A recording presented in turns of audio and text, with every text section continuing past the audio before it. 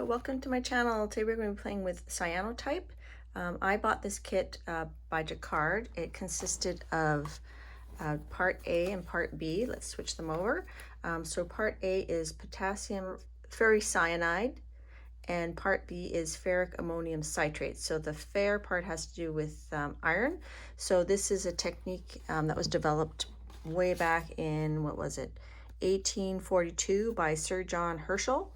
And it uses ferrous iron salts to create this blue, well, not quite this blue, more like this blue type of, I guess almost like a Prussian blue. I first learned about this about a year ago watching Colleen the Scrap Chick, then now she's Colleen CK Art, and she had these pre-prepared pages that already had the coating on it. It was dry, and she just set it out and put things on top and made some cool prints. So I wanted to investigate it more, so I was looking at what to do. I did, that's when I bought this set, and it wasn't a solution when I bought it. It was just dried powder in there. And once you add distilled water to each one, then it becomes more active, and then I think it has more of a shelf life. So I didn't actually fill this up until about a week ago when I decided it was finally time to give this a try.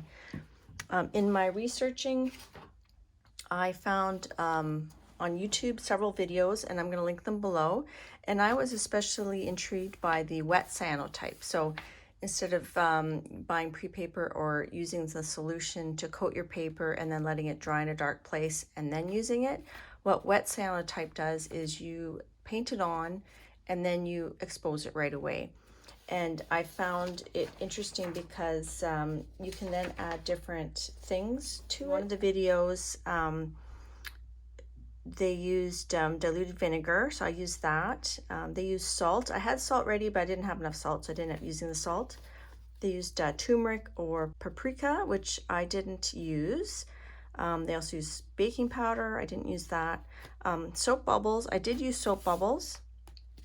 And they used cling film. You can use it on fabric, ceramics, glass, acrylic, papers, and other materials. And they initially used it for botanical specimens, and later it was used to make archival blueprints. So there's no silver involved, so that makes it more friendly to use. Some of the videos I watched, they said not to use any metal parts, so I used just plastic items, foam brushes, and I did wear gloves when I did this. I'm going to be showing how I coated the papers in my garage and exposed them outside. You can do them in sunlight, which I did, and you can also use a UV light. Apparently that gives more contrast. I didn't try that yet, but I do have a little UV light I bought from a store. I might try that another time. So after you wash it, once it's exposed, the dark areas will oxidize. Some of the videos talk about using hydrogen peroxide to get the instant blue tones because it oxidizes the pigment. And they recommended diluting it approximately 5 milliliters in a liter of tap water. I just kind of put a couple capfuls into my big basin, which you'll see later on. This hydrogen peroxide I used was 3%. I'm not an expert, just disclaimer, I just wanted to share exploring this medium, and that, you know, maybe it's intimidating, but it's not, it's fun, you know. It might not have perfect results, but I had fun doing it and wanted to share that with you guys. I recorded the actual process I used to make this print and another print that I used in a project for #Makers Creative Collab hosted by PM Artist Studios, and that video's already been released, so check that out if you want to see my lamp. But I did continue making more prints after I filmed those process, so I will show you those prints at the end, and I hope you enjoy this video. So we're going to be doing some cyanotype today on this mixed media paper, and I've got part A and B of the Jacquard product. I'll link it down below. And we're doing it in the garage out of direct sunlight. Ideally you would do it in the dark, but I'm doing a wet cyanotype, so I'm going to do 2 equal parts of this solution, so up to this first line. because when I did my test and I did the top line, I had too much stuff. I should probably shake that a bit. So that's part B.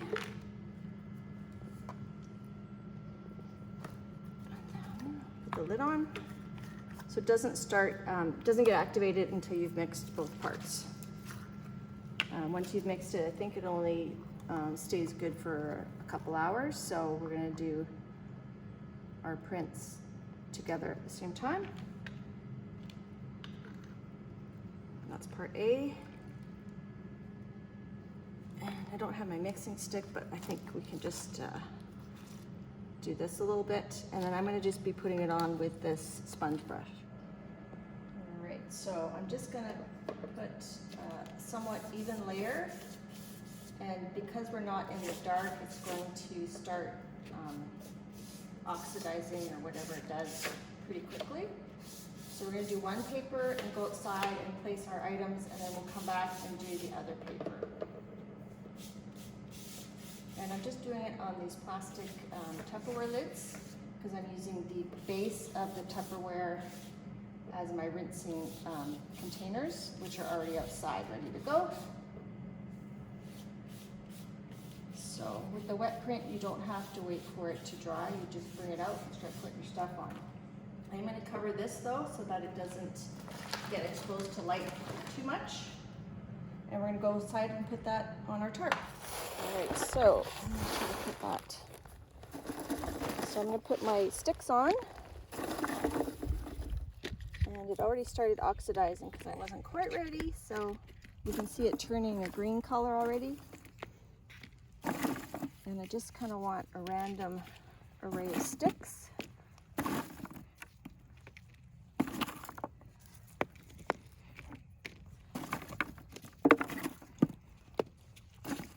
That's pretty good. All right, and then I'm going to just spray a little bit with some vinegar to give some special effects. We're recording. And then a bit of soap to, well, as it melts, it gives an interesting pattern. I guess it doesn't melt as it dissolves.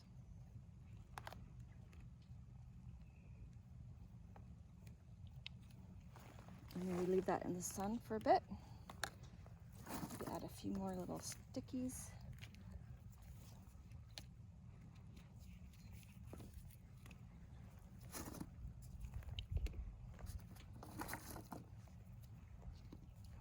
Just a teeny bit more.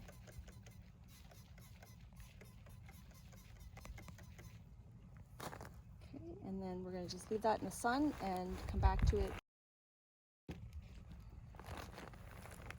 Try to have it somewhat perpendicular to the sun.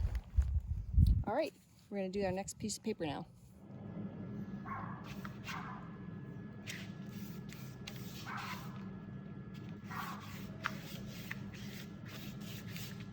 So I'm going to try to even coat this one even more than the last one maybe.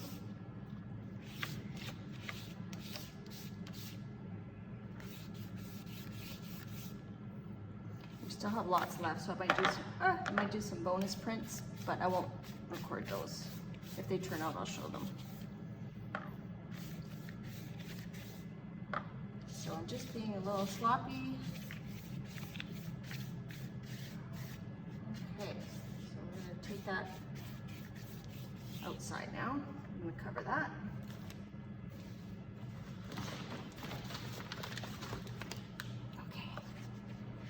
Right.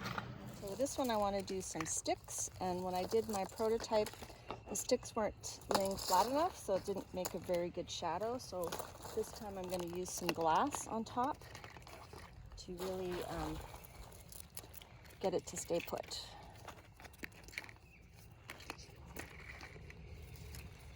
You can see it already working there.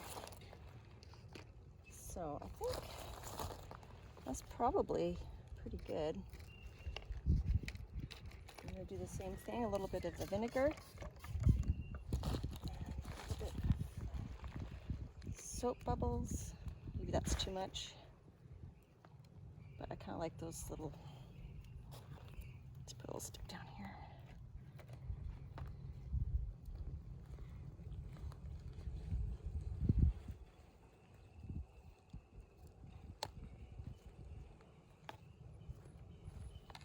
and then this time I'm going to put glass on top, and hopefully it'll keep it flat. I'm just going to rotate this towards the sun first, and fingers crossed this works. There. The paper's a little crooked, but that's okay. All right, so we're gonna let that sit for 30 minutes or an hour. I'll come check on it. We can look at my other one over there and see how it's already looking bronze, like it's already exposing quite a bit because it's quite a hot sunny day today. So I did my prototype last week. It took an hour, but it was an overcast day. So let's set for 30 minutes and check again. I've got my 2 rinsing baths here. I'm gonna put some hydrogen peroxide in one of them, and that's gonna help oxidize it faster. After you rinse it, you can just let it sit for a while, but I like to see the color right away. Well, not that I'm a big expert at this, but I'm just gonna put a little bit of hydrogen peroxide in this bath number 2. And when we rinse it, you'll see what it does. So it's been 30 minutes, so I'm gonna take off all these little pieces, and then we're gonna rinse. And where it's blue, it should stay white, I think. And where it's oxidized, it turns blue. So I've got all those little bits off. So I'm gonna rinse it in the water. And I've got my hose here, and it rinse off. You'll see the yellow come off.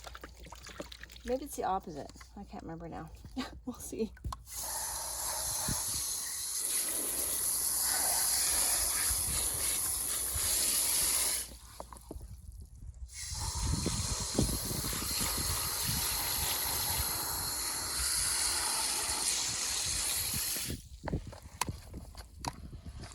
This is why you need a heavy-duty paper so it doesn't fall apart. My first try was with rice paper and that disintegrated. That didn't go too well. Just giving that a good rinse, getting all the chemicals off, and then I'm going to put it in the hydrogen peroxide bath, and then we'll really see that blue deepen. Okay, so we're going to dump it in here, and then we're going to put it back in the water after. See that blue really turning.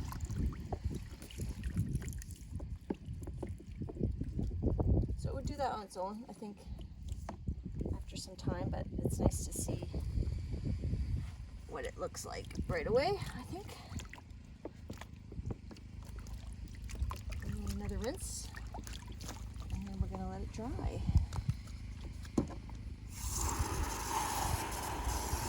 So because this is a wet cyanotype, I think and I added the vinegar and the soap, it has some brown areas, which I don't mind. I think those will stay that color, but we'll see once it dries. You can see here where I missed getting the solution on it. See the paint strokes. That might be an interesting technique, would be just to paint a pattern on and just let it oxidize. All right, we're gonna pause that and go get the other one. I'll take some sticks off.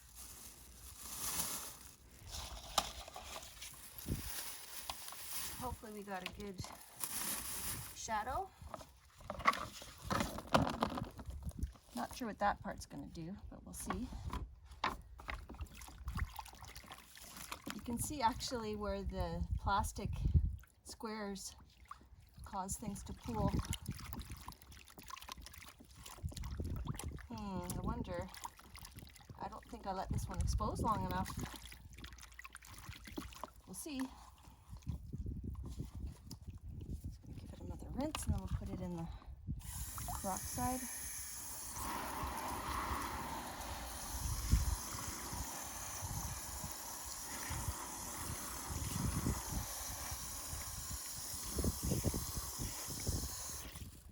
All right, let's see what happens. Please be blue. Please turn blue. Oh, okay. I like it.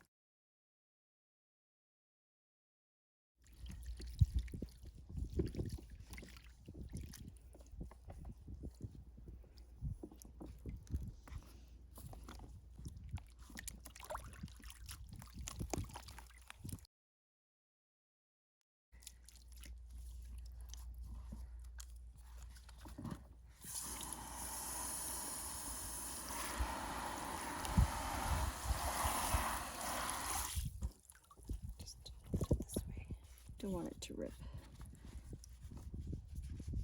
Please don't rip. Ugh.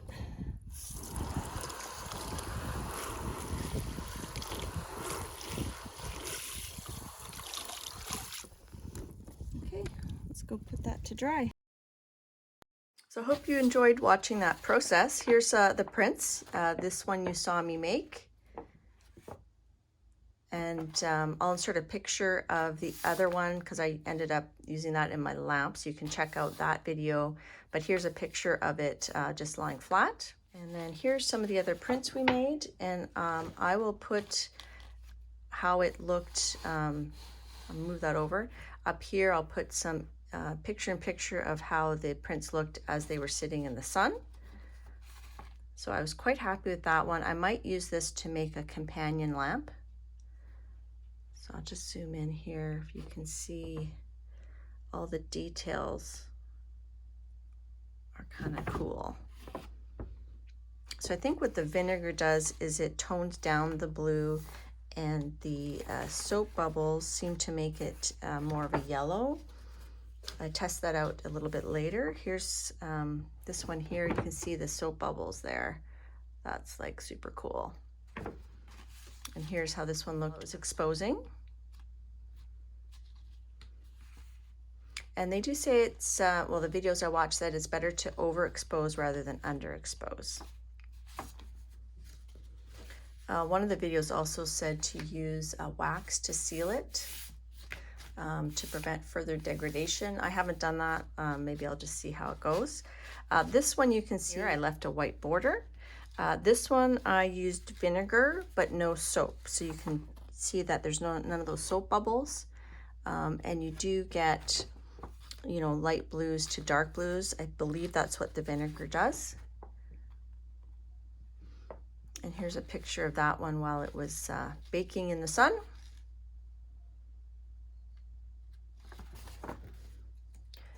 This one I used soap bubbles but no vinegar, so you can see again there's the soap bubbles.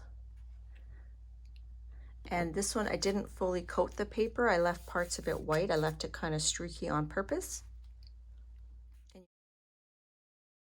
This was a prototype I had done on a smaller paper, and it was on craft paper, so you don't have to use white paper.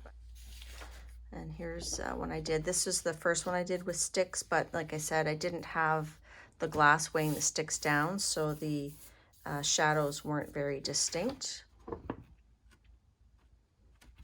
And I think this one I didn't use as much vinegar.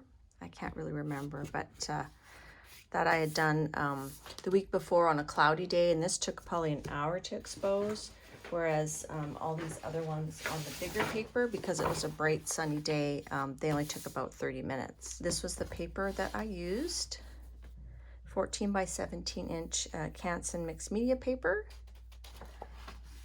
And I hope you enjoyed this. I had lots of fun doing it. I think this was my favorite print in the end. And I'm going to use these in different ways. I'll probably, you know, cut some of these up into smaller pieces, especially this one. But there's lots more ideas you can explore. Check out the videos that I linked below. They have lots of cool ideas. And I don't know if I'll do any more of this this year because fall's coming. It's getting windy out. This was definitely better to do on a non-windy day. Otherwise, you definitely need to like clip everything down. I just think it would be more difficult. So I hope you had fun. I hope this inspires you to try this or try something new that you've been wanting to try for a while. And thanks so much for watching. Have a great day. Bye.